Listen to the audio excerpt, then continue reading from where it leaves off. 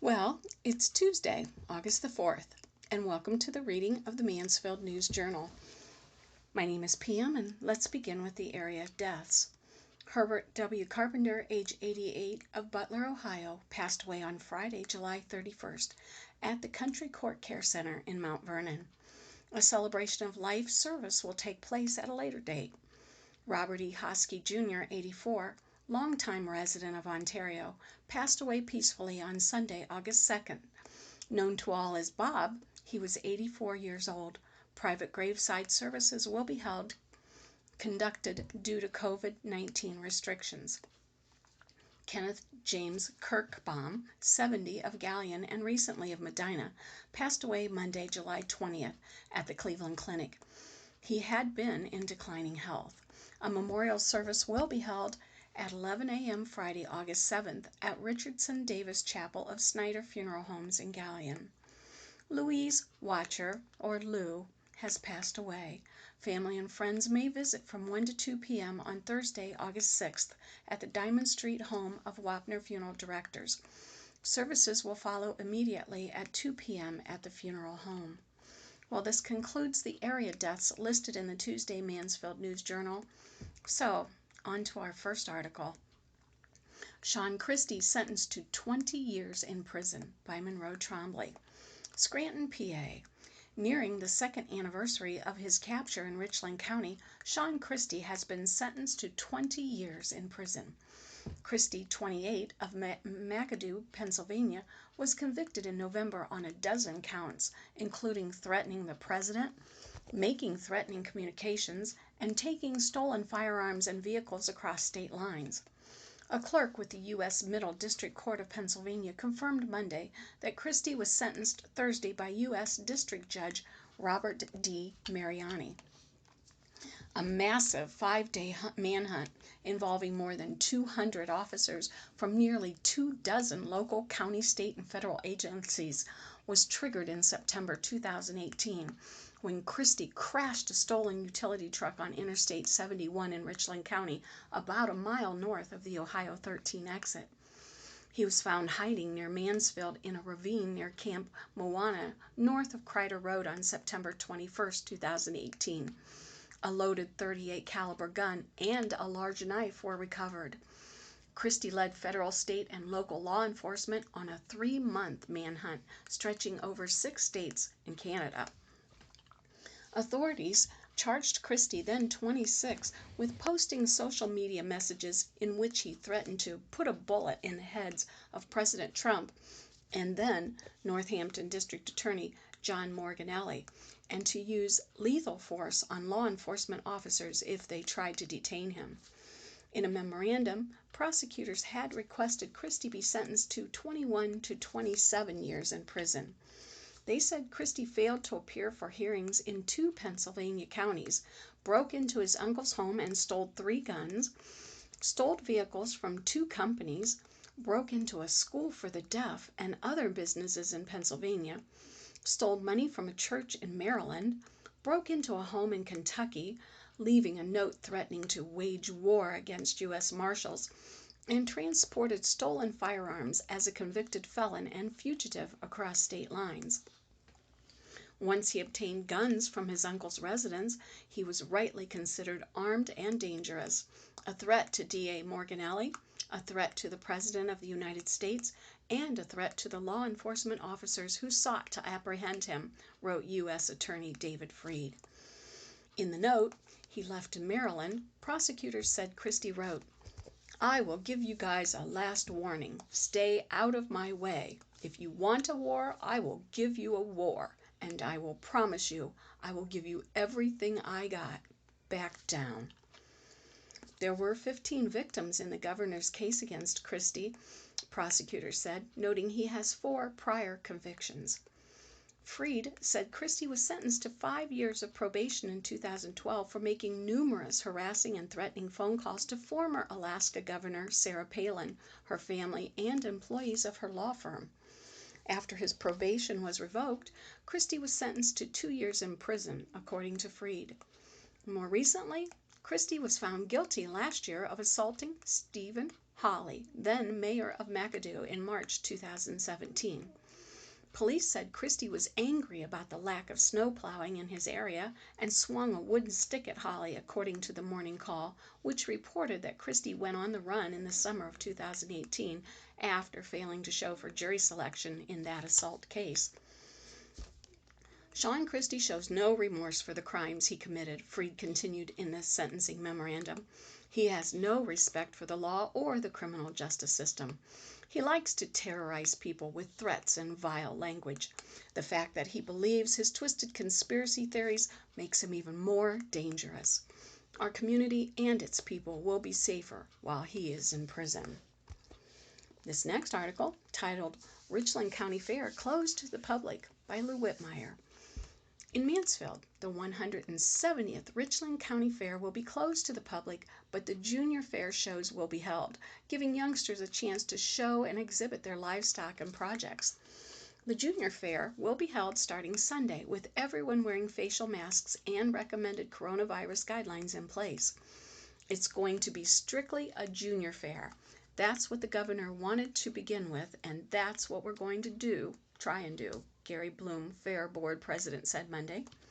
The Richland County Fair will not offer rides, and there will be no merchants, grandstand events, or free entertainment on the fairgrounds per Ohio Health Department recommendations. In keeping with the COVID-19 guidelines, per Richard, Public Health and Governor Mike DeWine's orders, the junior fair is scheduled for Sunday through Thursday night, with the livestock auction held Friday at 750 North Home Road.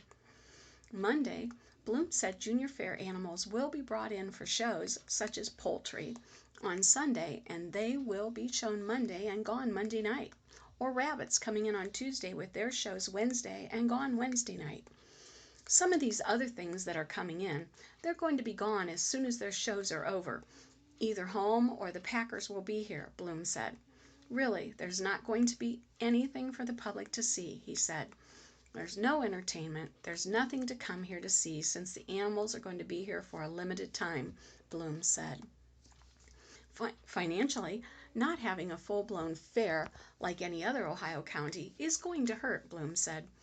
Your fairs are to showcase your fairgrounds, to showcase the junior fair, and to put on entertainment for the county, the folks in the county, and when you cut that out, obviously you're not going to have the revenue, Bloom said.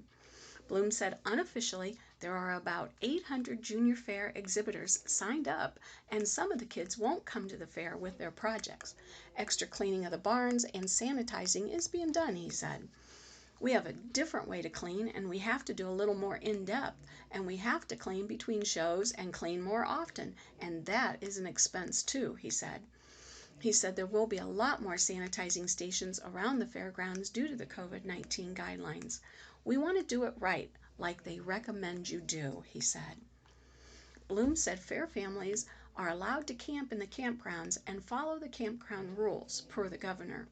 There will be some vendors, not near what we had, but we will have a few, he said. He said the fairgrounds have been cleaned and spruced up thanks to the fair board members, the livestock committee, and volunteers, including mowing.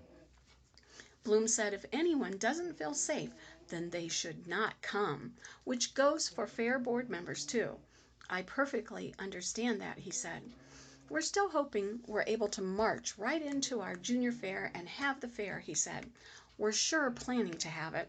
I'm confident we're going to have our junior fair. Well, the next article, Reopening Plan Approved for Madison Schools, by Monroe Trombley. The Board of Education unanimously approved a reopening plan for the upcoming school year during a special meeting on Wednesday. Students have the choice of in-person classes or enrolling by August 7th in what district officials refer to as Online Academy, and are being asked to commit to that decision for the fall semester. Rob Peterson, incoming superintendent, described the online curriculum offered by a third-party vendor as rigorous, so as to shoot down any notion that the coursework would be a breeze compared to traditional instruction. The agreed-to reopening plan shares many of the same characteristics of other plans adopted by Richland County Public School districts. Like other districts, Madison will transition from face-to-face instruction to remote learning should the county be designated purple or level 4 under the state's public health advisory system. I want to make it clear that all risk cannot be eliminated, Peterson said. However, I think the procedures that we have in place will mitigate that risk extensively. All students, regardless of grade, will be required to wear masks on the school bus and during arrival, dismissal, class changes, and transition time. Students in grade 3 through 12 will be required to wear a mask at all times except during mask breaks. Those in preschool through second grade will not be required to wear masks while sitting at their desks, though they're encouraged to do so. Donning a mask will become required should they work in close contact with a teacher or while participating in an activity where distancing is not possible. All staff will be required to wear a mask while at work unless they are in an isolated setting. If a staff member has a medical issue that conflicts with that rule, or wearing a mask is not conducive to their work, like a speech pathologist or a foreign language instructor, then a face shield may be substituted. Just to address face coverings in general, that was a very difficult decision to come to, Peterson said. I haggled over that and battled that out for many days, weeks, and where I landed basically was to listen to the experts, and the Ohio Department of Health guidelines strongly recommended masks for students grade 3 through 12. Although students will have their temperatures checked before they enter a building, Peterson said parents should check their children's temperatures every morning before school. If they have a temperature of 100 degrees or higher, please keep your child at home, Peterson said. If they come to school and we have to send them home because of a temperature, they will have to be kept at home and can't return to school for a minimum of 10 days unless they have a note from a doctor excusing them. In addition to those 10 days, the last 48 hours of those 10 days, they have to be fever-free without any medication, he added, noting the requirement comes from Richland Public Health. If a student or staff member tested positive for COVID-19 and they notified the district of their result, the district would ask that person to contact RPH, which will conduct contact tracing. If the student who tests positive is in middle or high school, every family who has children in those buildings would be notified. If the student who tests positive is in elementary, Peterson said, only parents with students in the affected class would be notified, since elementary schoolers have smaller cohorts and don't switch between instructors. We will not release any information as to which student or staff member tested positive, Peterson said. More specific information for the online academy will be presented at a later date. The first day of school will be August 26th for grades 1 through 10, August 27th for grades 11 and 12, and August 28th for preschool and kindergarten. Mike Leeper, president of the Madison Local Education Association, said the teachers union worked in close coordination with the district officials. There's nothing perfect out there, but we think we've done a pretty good job of doing the best we can for the protection of our kids, teachers, and employees, he said. Moving on, this is titled Most Wanted, Suspect Sought on Weapons Under Disability Charge by Mark Cotto. Mansfield, 2 newcomers are featured in this week's edition of Most Wanted. Evan Wolf, 29, is wanted on a charge of having weapons while under disability. He has ties to Mansfield and Seven Hills. Wolf is 5 feet 9 inches tall and weighs 180 pounds. He has brown hair and green eyes. Jason Ryder, 23, is being sought on a charge of failure to provide change of address. He has ties to Mansfield, Elyria, and Lorain. Ryder is 6 feet and 182 pounds. He has blonde hair and blue eyes. The other 2 fugitives have been featured a number of times in recent months. Avery Brown, 25, is wanted on a probation violation. His original charge was having weapons under disability. Brown has ties to Mansfield, and he is 6'1" and 180 pounds. Brown has black hair and brown eyes. Jeffrey Siren, 31, is being sought on a charge of failure to register as a sex offender. He has ties to Mansfield. Siren is 6'3" and 170 pounds with blonde hair and blue eyes.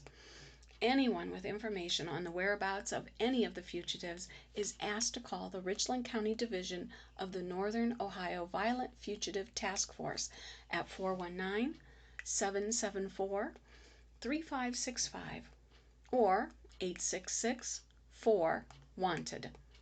People can also text the keyword WANTED and send a tip to 847-411. Or go to a link at usmarshals.gov/district/OH-N/fugitives. Reward money is available, but tipsters also can remain anonymous. Moving on, Council mulling water rate hikes by Monroe Trombley. Members of Mansfield City Council are grappling with the decision of whether to raise water rates at a time when the COVID-19 pandemic has dealt a blow to people's finances. Adding to their headache is the expectation of higher water bills when all 20,000 of the city's water meters are replaced come April or May. Their installation was delayed due to technical issues and the pandemic. Whether someone's bill goes up will depend on how old their meter is and if it was measuring the correct usage. We know the timing isn't the greatest in the world considering everything that's going on, said Dave Remy, Public Works Director. But it's something that we need to address in a timely fashion with as much consideration as we can. Remy, speaking Tuesday on Zoom during Council's Public Affairs Committee meeting, said the proposed rate hike stems from the following facts. The city hasn't raised water rates since 2004. The Ohio Environmental Protection Agency found the city in violation for not reviewing water rates every 3 years. The water treatment plant needs about $35 million in upgrades. The city needs more revenue to pay for aging infrastructure. Our goal is to maintain the infrastructure that we have for the next 10 years, and a major part of that is the treatment plant, said Bob Bianchi, engineer. Other parts include water line replacement. We've got a lot of 4, 6, 3-inch water mains in the city that are over 100 years old. We've got to replace some of those for capacity, volume, and to serve the public. Should Council approve the city's proposal, water rates would rise approximately 10% on January 1st, 15% in 2022, 15% in 2023, 10% in 2024, and 3% each subsequent year. The legislative body is expecting to consider the hikes during these 3 meetings, stretching into September. According to Remy, the average household of 4 people uses between 6,000 and 7,000 gallons of water a month. A household using that amount of water would be charged about $30 a month in 2021, not including possible surcharges. EPA findings. The Ohio EPA visited the water treatment plant earlier this year after a buildup of calcium carbonate in the plant's service line prompted officials to issue a citywide boil advisory while workers constructed a bypass line. The EPA conducted what's called an asset management evaluation of the plant while pointing out water rates must be evaluated every 3 years. In a notice of violation, a copy of which was provided to the News Journal, an environmental specialist wrote to Remy in March that, without up-to-date water rates, your public water system is not able to provide the proper funding source to make the needed repairs, rehabilitation, replacement, or expansion of the village's assets. In a follow-up email sent 1 week later, the same environmental specialist said the city must evaluate water rates by the end of April and provide a report of when the rates would be raised. Remy requested an extension until December 31st, which was granted. Water treatment plant. In March 2019, the city contracted with K.E. McCartney and Associates, paying the firm $539,800 to develop a capital improvement plan for the water treatment plant. Although improvements to the plant could run upwards of $35 million, not including security upgrades, the city intends to pay that amount by issuing a 40-year bond paying $1.7 million a year, according to Bianchi. We came to the conclusion that the only way we could go out and properly bond the capital improvement project at the water treatment plant was to immediately address water rate increases, Remy added. We're trying to catch up with 16 years of not addressing the issue. No minimum charge. While reviewing water rates, officials discovered the city hasn't been charging a minimum service fee, which is based on the size of service lines. Most residential lines are less than 1 inch in diameter. That fee would be around $3. Somehow, some way, for some reason unbeknownst to anybody who currently is with the city, we stopped charging that charge depending on the size of the line, Remy said. We don't know when that happened precisely, but it's been on the books for a long time. The proposal before council says that houses with lines measuring 1 inch in diameter or less will be charged $3.30 a month. With the installation of new meters, the city is charging the way water and sewer rates are being measured. Usage will be measured in gallons, not cubic feet. How do other cities compare? Had the city increased water rates by 3% every year since 2005, according to a comparison provided by the city, residents would have been billed $5.03 per cubic feet of water in 2025. If they use less than 200 cubic feet compared to $4.45 per cubic feet in that same year under the proposed rate hike. According to a horizontal bar graph provided by the city, Mansfield has the second lowest monthly water cost for an average single family compared to other Ohio cities. Only Ontario's average monthly cost of $24.31 is lower than Mansfield, the chart shows, while Shelby ranks near the top at $42.76, alongside Norwalk, Medina, and Lorain. Another chart provided by the city shows that even with the proposed hikes, Mansfield would rise to the middle of the list in 2024, based on the assumption that the cities would increase their rates by 2% each year until 2024. Council members voiced concerns. Acknowledging the EPA would like Mansfield to raise water rates by the end of the year, 6th Ward Councilwoman Taddy suggested the city quickly implement the $3 surcharge to reduce sticker shock for residents. To be hit with a new $3 fee that isn't new but should have been charged, a 10% increase right from the get-go, and possible higher rate of usage for some folks, it's going to be tougher than their limited budget can handle, Taddy said. And I do have a lot of folks in my ward that struggle to make all their bills. Almost nobody in our town got a 10% raise this year, and many of them went the other direction, she added. At-large Councilman David Falquet questioned why the projected increase in 2021 had to be 10%. With the water meters just going in, with the anticipated correction in billing so that we're getting paid for more of the water than we generated, we're already anticipating a percentage increase with no change in rates, he said, so I guess I'd challenge the first-year increase. Does the first year really have to be 10% as opposed to maybe a later year? Bianchi told council that about $14.2 million is needed this year to address water-related issues, while projected revenues for that fund is about $9.3 million.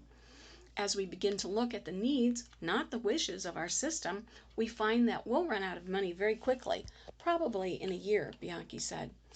He said the anticipated revenue from the water meter replacement program, along with the projected water rate increase, would generate $12.9 million in 2021. And our next article, local news briefs. Deadline nears to save the Oneida Lodge. The deadline is looming for a final decision concerning the fate of the Oneida Lodge at Fleming Falls Preserve, formerly known as Camp Moana. The lodge is facing a restoration cost of up to $1 million, as well as ongoing maintenance. The Richland County Park District does not have the funds to restore the building, but it does have a grant to pay for its demolition. If no serious, well-financed group steps forward by the end of the month, the lodge will be demolished. Should that happen, it's hoped that some of the building materials can be saved to support a future fundraising effort to construct an observation deck in the same location. For more information, contact Eric Miller at ericmiller@neo.rr.com or 419-631-2158. A road closed is planned in Plymouth. The Ohio Department of Transportation says Ohio 61 between Preston Road and Dinninger Road will close Monday for a culvert replacement. The project is expected to be completed by August 21st. August is Breastfeeding Awareness Month. Richland Public Health is joining health departments across Ohio in observing Breastfeeding Awareness Month in August. The American Academy of Pediatrics and the World Health Organization recommends exclusive breastfeeding for the first 6 months of life and continued breastfeeding with the addition of appropriate solid foods for the first year and beyond. The Centers for Disease Control and Prevention report that Ohio's 2018 breastfeeding initiative rate of 81.9% ranks 36th in the nation. For more information about breastfeeding, text keyword local WIC, LOCALWIC, plus your zip code to 67076 or visit signupwic.com/local. You can also reach out to the Appalachian Breastfeeding Network Breastfeeding Helpline at 1-888-588-3423. Local Broadway Veterans plans coaching event at Richland Academy. Mansfield native and theater, TV, film actor Havar Latrell Parker is coming to the Richland Academy of the Arts Friday and Saturday to offer private coaching sessions and a roundtable discussion for high school age students and above interested in a career in theater, musical theater, or vocal performance. During Parker's private coaching sessions, individuals will participate in a 30-minute workshop to explore a song or monologue of their choice, develop audition techniques, and find the right audition piece. There's a $25 per session fee. Financial assistance is available upon request. The roundtable discussion at 5:30 p.m. Saturday is a free 1-hour session where parents, students, and professionals can learn more about a professional career in the arts. Only one parent will be allowed to accompany their student, and masks are required. To RSVP and secure a spot, contact Javier Latrell Parker at JP Audition Coaching, area code 770-309-0378, or email jlptyger123@gmail.com. I'm going to say that again, jlptyger123@gmail.com. Well, there's an upcoming meeting. Shelby Safety Committee, 3:30 p.m. Wednesday at 5 Water Street. The meeting will be streamlined live via the city's website at shelbycity.oh.gov. Police calls on the 100 block of Pleasant Avenue. Officers were dispatched to a disturbance Sunday. People had recently purchased an abandoned house and a neighbor came out yelling at them in regards to property in the household. The neighbor was told to leave as she was trespassing, and the neighbor said she would burn the house down. The suspect denied making any threatening comments. The neighbor said she only went to the house because it used to be her father's house and she was hoping to get some of her old shelving out of it. 100 block of Ohio Street. A woman reported someone stole her dog. I hope he brings him back. South Linden Road. A woman told officers her tattoo gun was missing from her residence and she believes her ex-boyfriend stole it. East 3rd Street. A man said someone used a large rock and broke out his front side door window and gained entry into the business. Once inside, the suspect stole Little Debbie snacks and a DVD player. Well, what else would you do but have snacks with your movie? On the 200 block of West 1st Street, officers arrested a woman Sunday after they found a small amount of heroin in a vial along with possible fentanyl. The woman said she had just bought the heroin from a guy down the road and the possible fentanyl was given to her by her dope man. She also had multiple syringes and a crack pipe in her purse. She was taken to jail and served a copy of her felony warrant and charged with possession of drugs, Schedule 1 or 2 substance, possessing drug abuse instruments, and drug paraphernalia. On the 300 block of Fifth Avenue, officers took a woman to a hospital for emergency mental health. All of these were from public records.